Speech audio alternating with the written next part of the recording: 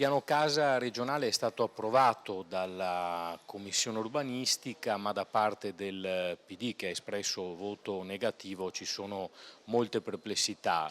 L'accusa principale riguarda il fatto che questo provvedimento sarebbe eccessivamente centralistico e penalizzerebbe il potere di intervento dei comuni.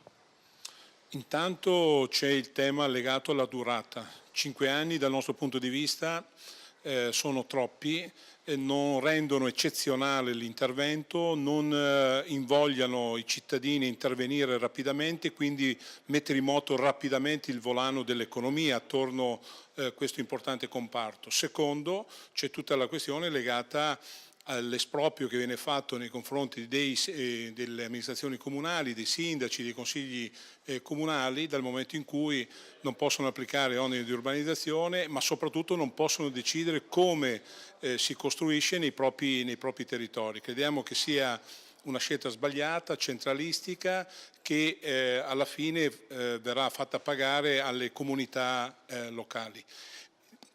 Ed infine crediamo che sia utile anche togliere tutta quella serie di iniziative che la maggioranza vuole produrre all'interno di questo impianto legislativo riguardante commercio e altre attività che nulla hanno a che fare col cosiddetto piano casa.